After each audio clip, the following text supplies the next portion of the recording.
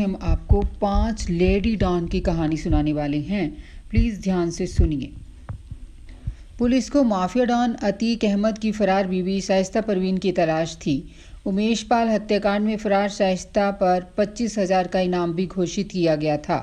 कहते हैं अपराध की दुनिया में पुरुषों का वर्चस्व रहा है, लेकिन लेडी डॉन भी कभी किसी से पीछे नहीं रही हैं।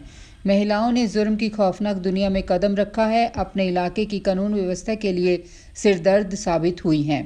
किसी ने अपने पति के जेल जाने के बाद उनका काला कारोबार देखना शुरू किया, तो किसी ने अपने पति की हत्या का बदला लेने के लिए क्राइम का रास्ता चुना। हाल ही में यूपी के सबसे चर्चित उमेश पाल हत्याकांड के पीछे शाइस्ता परवीन की साजिश का बड़ा खुलासा हुआ है। 25,000 की इनामी शाइस्ता परवीन कोई और नहीं बल्कि यूपी के माफिया डॉन अतीक अहमद की बीवी है। अतीक के जेल जाने के बाद वह उसका काला साम्राज्य संभालती रही है। उमेश पाल हत्याकांड में गिरफ्तार नियाज अहमद ने पुलिस की पूछताछ में खुलासा किया है कि शाइस्ता ने ही शूटर से मीटिंग की थी। कांस्टेबल परिवार में पैदा हुई शाइस्ता परवीन प्रयागराज की रहने वाली है। आज वह मोस्ट वांटेड है, लेकिन उसका ताल्लुक यूपी पुलिस के परिवार से रहा है। उसके पिता कांस्टेबल के पद पर तैनात थे। वे 6 भाई बहनों में सबसे बड़ी है। उसने ग्रेजुएशन तक पढ़ाई की है। साल 1996 में उसका निकाह अतीक अहमद से हुआ था। अतीक अहमद 5 बार विधायक और 1 बार सांसद भी रह चुका है, लेकिन राजनीति के साथ साथ वह अपने क्षेत्र का बाहुबली डॉन के रूप में भी कुख्यात रहा है। अतीक के जेल जाने के बाद शाइस्ता इसकी राजनीतिक विरासत और आपराधिक गतिविधियों को संभालने के लिए आगे आई और बसपा की सदस्यता ली, लेकिन उमेश पाल हत्याकांड का राज खुलने के बाद वो अब तक फरार है। उसके बाद नाम आता है अफसा अंसारी का, जो मुख्तार अंसारी की बीवी है। उत्तर प्रदेश के ही एक और बाहुबली और माफिया डॉन मुख्तार अंसारी की बीवी अफसा अंसारी की भी कहानी करीब करीब वैसी ही है। मुख्तार अंसारी के जेल जाने के बाद अफसा अंसारी ने उसके सारे नेटवर्क को संभालना शुरू किया। अफसा अंसारी पर दलितों की ज़मीन हड़पने से लेकर काला धन सफ़ेद करने तक के कई गंभीर आरोप लग चुके हैं। साल 2022 में लखनऊ पुलिस ने अफसा अंसारी के नाम 2 करोड़ 25 लाख की संपत्ति कुर्क की थी। ईडी को उसकी कई बेनामी और बेशकीमती संपत्तियों का पता चला था। अफसा अंसारी मुख्तार अंसारी के काले साम्राज्य को संभालने के मंसूबे में वे सब तब तक जेल जाती रही जब तक मुख्तार अंसारी को जेल जाना पड़ा। उसका मकसद अपने पति और माफिया डॉन के दबदबे और खौफ को बनाए रखना था। तीसरा नाम आता है दाऊद की बहन हसीना पारकर का। वह मुंबई के सबसे कुख्यात अंडरवर्ल्ड डॉन दाऊद इब्राहिम की बहन थी। उसके जीवन पर आधारित एक फिल्म भी बन चुकी है।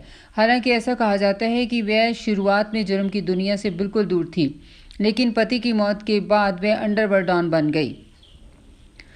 सन 1973 में उसी शादी महज 14 साल की उम्र में इस्माइल इब्राहिम पारकर से हुई थी।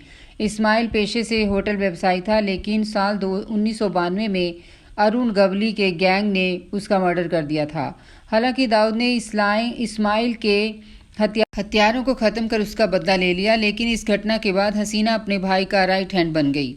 गुजरात की संतोष बेन जडेजा की खूनी कहानी भी कुछ इनसे मिलती जुलती है।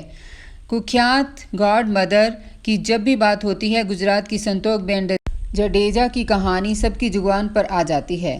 कहते हैं 90 के दशक में उसके नाम पर पूरा गुजरात कांपता था। पोरबंदर से 40 किलोमीटर उसका काला साम्राज्य था। उसकी जीवनी पर भी आधारित एक फिल्म बन चुकी है। संतोष बेन जडेजा का खौफ गुजरात के बाहर भी था। अंडरवर्ल्ड डॉन करीम लाला से भी उसके करीबी संबंध थे।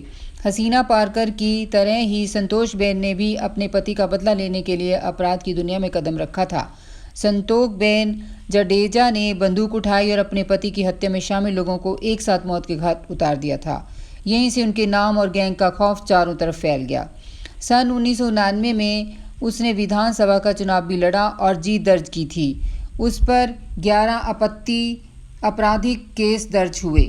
मुंबई की जेनाबाई के जुर्म की कहानी भी बहुत इनसे मिलती जुलती है। उसका भी खौफ मुंबई में काफ़ी फैला हुआ था। वह देश के आर्थिक राजधानी मुंबई की पहली महिला डॉन कही जाती थी।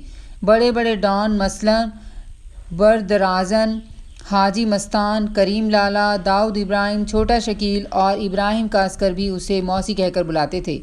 20 साल की उम्र में ही उसने अपराध और फिरौती की दुनिया में कदम रख दिया था। उसका खौफ इतना था कि पुलिस भी उसे गिरफ्तार करने से बचती थी। 60 के दशक में पुलिस ने एक बार उसे अवैध तरीके से दारू बेचने के जुर्म में गिरफ्तार कर लिया था, लेकिन पुलिस को उसे तुरंत छोड़ना पड़ा था। ये थी इंडिया के अंडरवर्ल्ड लेडी डॉन की कहानी। Please subscribe and share for new updates.